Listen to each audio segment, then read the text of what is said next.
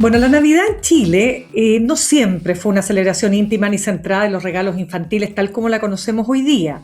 Durante el periodo colonial, esta era una festividad que tenía un carácter marcadamente público, donde lo religioso convivía con expresiones populares que hoy incluso resultarían impensables, como festejos callejeros con mucho consumo de alcohol e incluso animales dentro de las iglesias que formaban parte del paisaje navideño. Bueno, ese espíritu colectivo comenzó a transformarse hacia fines del siglo XIX y se consolidó a comienzos del XX, cuando la Navidad se desplazó progresivamente del espacio público al ámbito privado del hogar.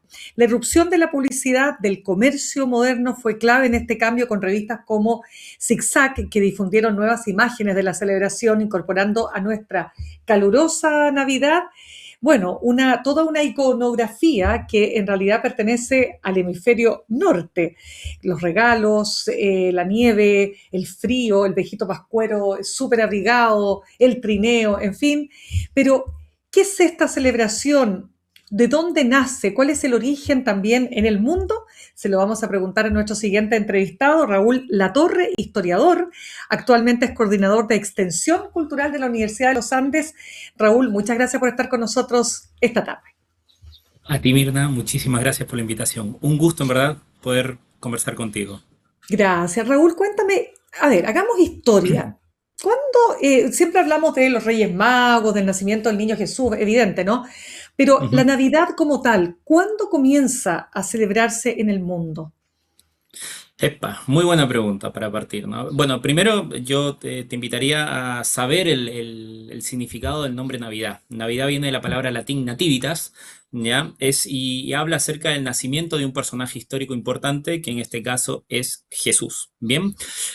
Para saber acerca de su nacimiento, del hecho histórico, nosotros los historiadores contamos con varios tipos de fuentes, ¿no? Para saber exactamente cuándo es que nace Jesús. Por un lado, las fuentes cristianas, que son los evangelios, lo que nosotros, los que tienen Biblia en casa, lo pueden revisar, y ahí un poco se cuenta la historia acerca de este personaje histórico, pero a la vez religioso. Y por otro lado también están las historias, o sea, las fuentes que no son cristianas, que se llaman paganas, Ujú. y que serán las que simultáneamente en el contexto en el cual vive Jesús, hablan acerca de este personaje que nace en algún momento.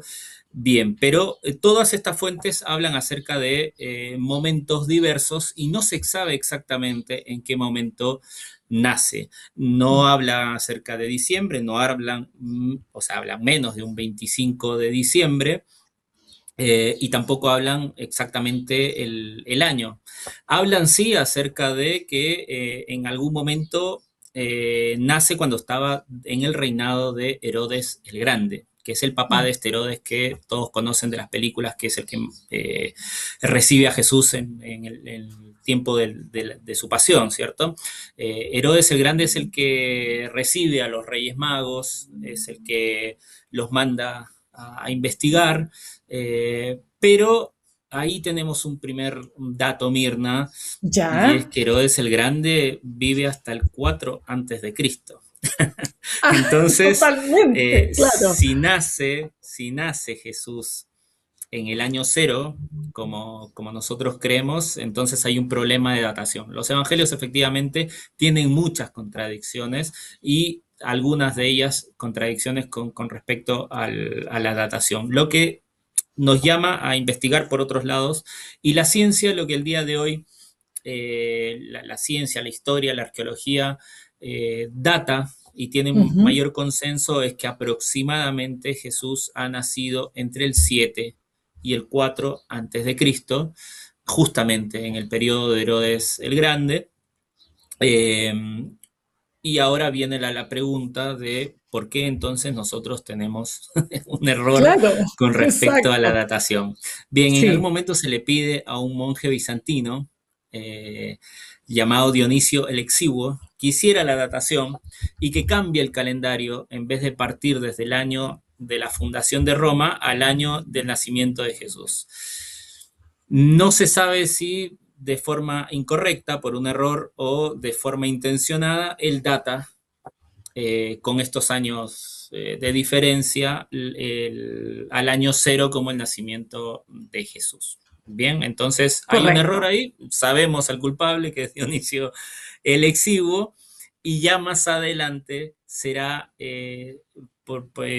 a través de distintos papas, el Papa León I, quien llamará, ahora que estamos con un León XIV, ¿cierto? Exacto. Pondrá la fecha 25 de diciembre. Ahora, con respecto a la fecha de diciembre, Mirna, Ujú, eh, lo más probable, quienes tenemos un poquito de cultura cristiana, no todos tienen ujú, que conocer la historia de Jesús, pero sí por cultura popular sabemos que nace en un pesebre este personaje histórico, lo van ujú. a visitar Reyes Magos y hay unos pastores, tú comentaste acerca de animales también, ¿cierto? Claro. Bien, lo que nosotros sabemos por los evangelios, por ejemplo, es que en algún momento se le aparecen ángeles a estos pastores y lo llaman a ir hacia Belén siguiendo una estrella y que encontrarán a un pequeño niño envuelto en pañales en un pesebre. Bien, si estos pastores estaban pastando en la noche, quiere decir que probablemente en el hemisferio norte eh, sea entre los meses de marzo a agosto. Total. Excelente Porque, punto. claro, ¿por qué? Porque Claro. si no, los pastores no sacan de noche a los animales porque No, si no pues, se mueren de frío, imagínate. ¿cierto? Pero por supuesto. Entonces, muy probablemente el nacimiento de este personaje histórico Jesús de Nazaret, nacido en Ujú. Belén, haya sido entre marzo y agosto. Ahora, nuevamente, otra pregunta, ¿y por qué Por- entonces? exacto. ¿Por qué, por qué ¿Por qué diciembre? todo el mundo 25 de diciembre? Exacto. Bueno, y ahí viene otra, claro, otra pregunta y otra respuesta, ¿no? En el Imperio Romano se celebraba unas famosas fiestas importantes, Ujú, ¿ya? Que se llaman las Saturnalias, que es al dios Saturno. Se pedían en estos días por el próximo año. Diciembre era el último mes del año romano, al siguiente mes no era enero, sino era marzo, partía con el mes del dios Marte. Y en estos días, los más oscuros del año, se pedía por el próximo año para que sea un año positivo a nivel de campo, de animales, de vida, de salud. Bien, y eran unos días, unos cuantos días, 5, 7 días, eh, en que se liberaban a los esclavos, en que se decoraban con, eh, con flores, con fruta, con ramas de árboles perennes, en este caso cipreses o pinos, las casas a su interior, eh, se celebraba con banquetes y se hacía un intercambio de regalos. Pero estas Saturnalias eran una celebración pagana. Entonces, el cristianismo, cuando comienza a entrar en el Imperio Romano, muchas de estas celebraciones, como también pasó en América, se van transformando hacia el cristianismo. Nosotros también tenemos un solsticio de invierno en el hemisferio norte. El solsticio de invierno justamente pasa en estos días, ¿cierto? correcto. En los días de Navidad, por eso son los días más oscuros. Bien, entonces así como nosotros también tenemos nuestra noche de San Juan, que es una conversión del Huitripantu, con también ciertas características como esto, lo de la papa debajo de la cama, lo de la higuera también, los cantos y todas estas características propias y costumbres que se van mezclando entre los pueblos originarios y el cristianismo.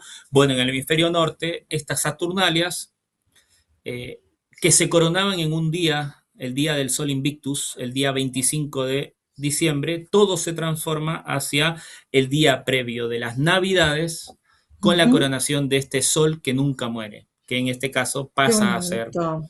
que pasa a ser este Jesús de Nazaret. Y por eso se define Mm. muy arbitrariamente, se dice, bueno, esto está muy lindo, de ahora en adelante, en vez del dios Saturno, va a ser el tiempo de Adviento y en vez del dios Invictus, el dios Invictus, el dios que nunca muere, el sol que nunca muere, bueno, será Jesús, que será la, la luz que nunca muere, la luz de estos días de oscuridad. Cuéntame, Raúl, ¿y cuándo los Reyes Magos dan paso a, ya sea Papá Noel, Santa Claus o, como lo conocemos en Chile, el viejito Pascuero? Sí, sí, sí, bueno, otra. Bueno, no sabemos tampoco acerca de los Reyes Magos. Nosotros en el español lo conocemos como Claro. Reyes Magos, en inglés se conocerán como los sabios del Oriente. Ya. Ajá. Son personajes que efectivamente aparecen en los evangelios también. Hay personas que estudian cada letra, cada palabrita de las Sagradas Escrituras, personajes muy interesantes, para saber todas estas cosas. En Europa, efectivamente, se tiene estas celebraciones quién lleva los regalos, ¿cierto? Ya vimos que por las Correcto. Saturnalias viene este intercambio de regalos. Y bueno, los Reyes Magos, y efectivamente en España, en el norte de Europa, tú posiblemente has debido de vivir una celebración también parecida. Los descendientes alemanes tenían mucho de esto porque los alemanes se jactan de tener a los tres Reyes Magos en la Catedral de Colonia. Cosa Así que, es, bueno, pues. lo dice la traducción, lo dice la tradición, pero no se sabe, ¿no? En algunos países también se celebra, se dejan zanahorias, arena para recibir a los Reyes Magos. Pero la celebración de traer a ¿cómo se llama? Los regalos, que viene de este San Nicolás, de este personaje. Este San Nicolás será un personaje turco del siglo IV, es un obispo, Nicolás de Mira, que fue obispo de Mira, y es un personaje que en algún momento hereda una gran fortuna, ¿ya? Y al convertirse en obispo, eh, ayuda a muchas personas, hay muchas personas en Turquía que acuden hacia Mira para recibir de él ayuda económica o ayuda de consejos. Es tan grande la fama que se gana este personaje Nicolás de Mira que comienzan a asociarlo en las épocas de Navidad y principalmente en el mundo ortodoxo gana una gran popularidad y en el norte de Europa. En el norte de Europa va cambiando, se le llama eh, eh, Kinderklaas, me parece, y que de ahí se Ujú. transforma a estos europeos cuando van hacia Nueva York, los holandeses cuando fundan New Amsterdam, pasan de eh, Kinderklaas a Santa Claus, ¿no? Y de ahí comienza a aparecer este viejito pascuero. Pero este San Nicolás gana popularidad en Europa cuando unos marinos italianos se llevan el cuerpo de Nicolás de Miri y se lo llevan a Bari, por eso también se le conoce como San Nicolás de Bari. Eh, y gana esta popularidad de que lleva los regalos. Ahora, ¿por qué exactamente con ciertas características? Por algunas leyendas que se asocian a él. Yo te voy a contar una de las leyendas porque son bastante macabras. Yo contaba ayer Ya. en una charla estas Qué historias bueno. de San Nicolás que Ya. todo el mundo lo imagina como un personaje rechonchito, bonito, que entrega regalos y que es muy bueno.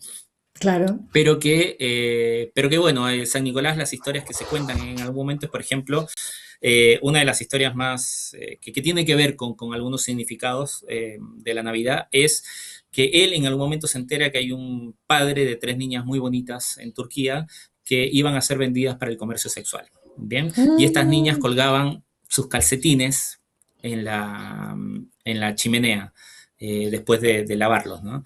Entonces él se ya. entera de esto y toma parte de su fortuna y acude en la noche y les deja monedas de oro en cada uno de los calcetines para que ellos al día siguiente paguen su libertad y finalmente Oh, eh, cobrarán o comprarán su libertad Zuli- con este premio. claro.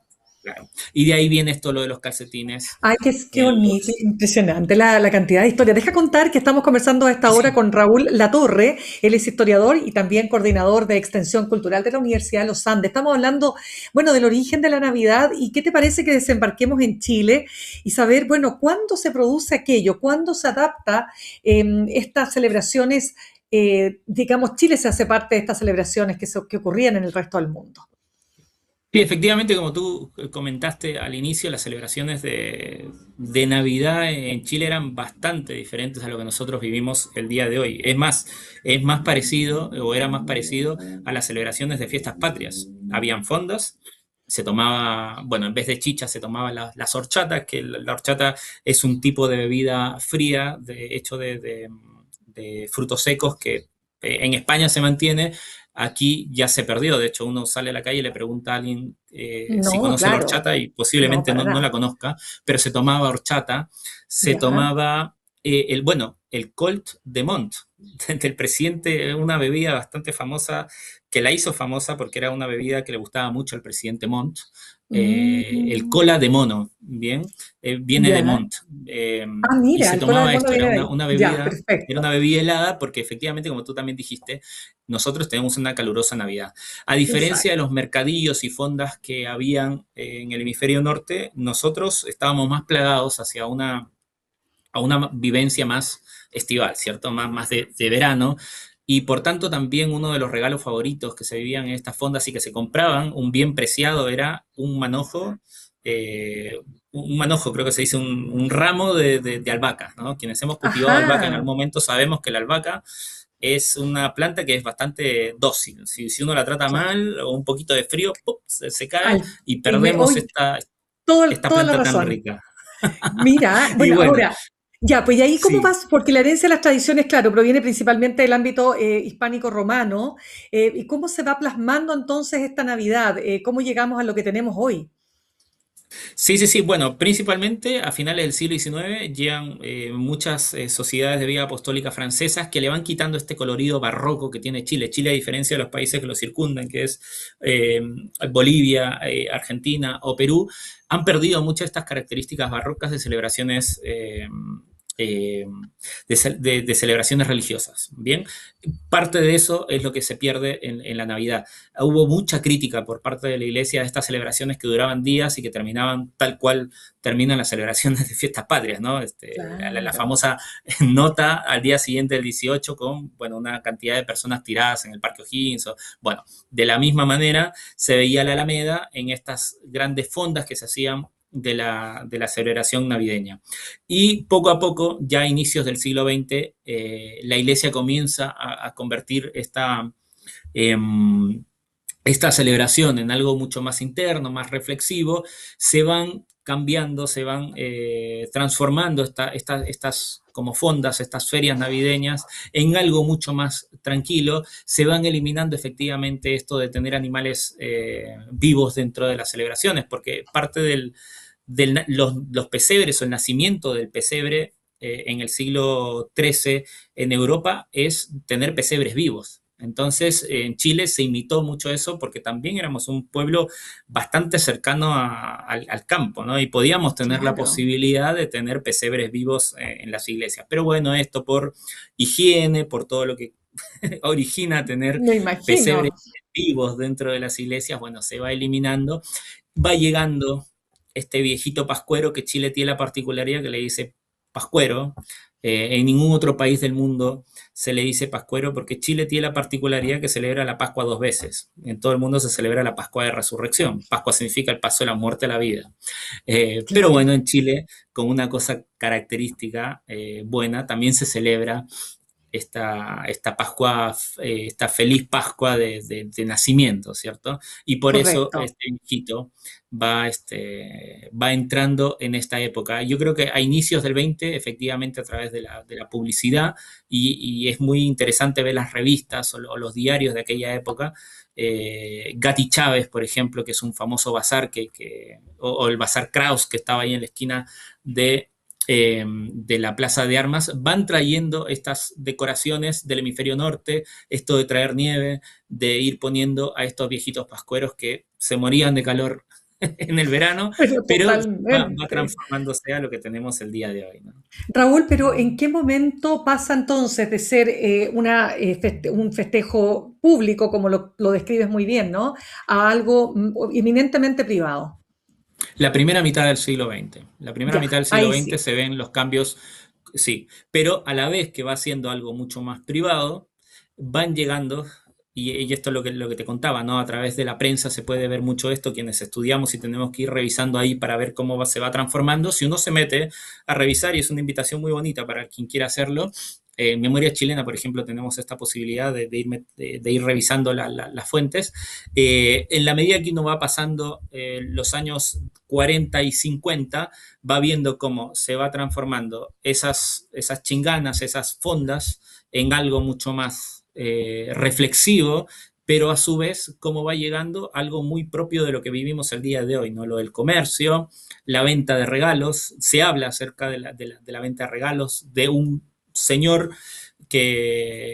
con el cual pueden escribirle cartas, después posteriormente tomarse fotos, que es este viejito pascuero. Entonces ahí vamos viendo en la primera mitad del siglo XX cómo va transformándose, también cómo va llegando el árbol de Navidad, que no era algo propio nuestro, que se populariza a inicios del siglo XX en Europa, finales del siglo XIX, inicios del XX, a través de una revista, y cómo también nosotros vamos intentando meter este árbol de Pascua dentro de nuestras casas. Entonces ahí Así es, también va llegando distintas claro. características.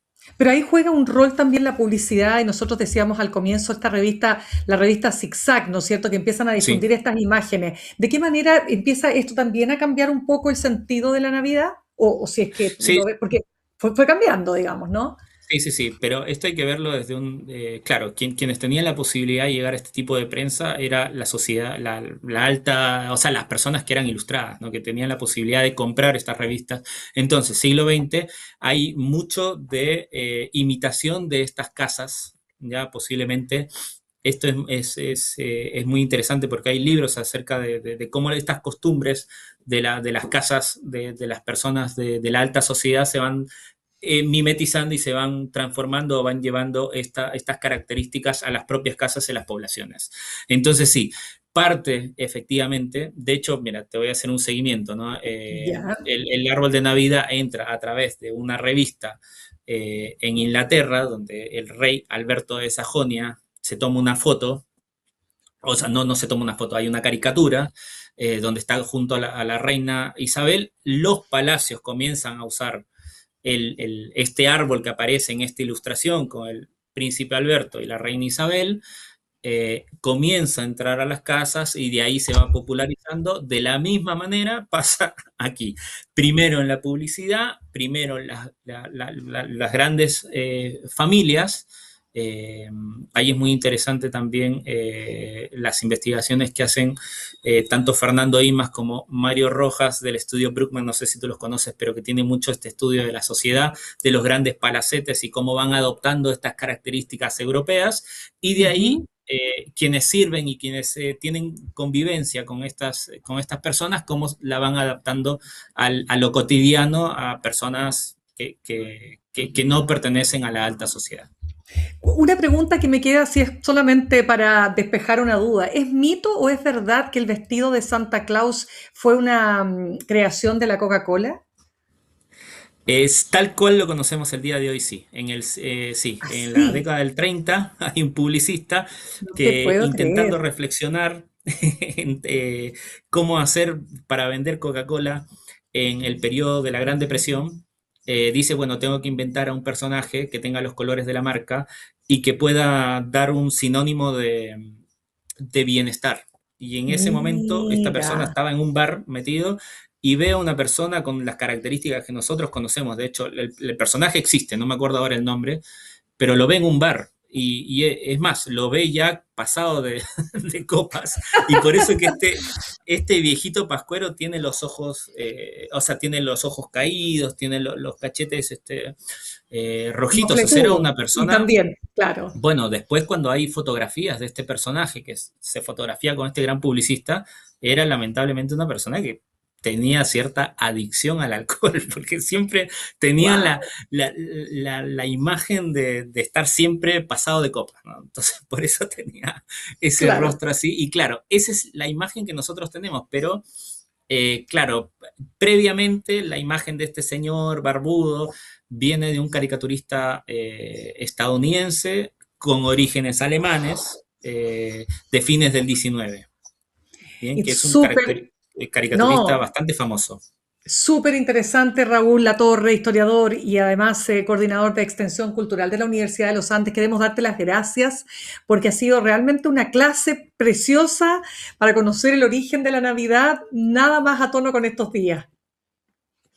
Muchísimas gracias, Mirna. En verdad, nuevamente te digo, es un gusto poder conversar contigo y le deseo una muy feliz Gracias. Navidad a todos los que nos están escuchando de parte de la Universidad de los Andes. Ya, pues lo mismo para ustedes, ¿ah? Que tengan un muy buen, una buena celebración y que sea lo mejor para el próximo año.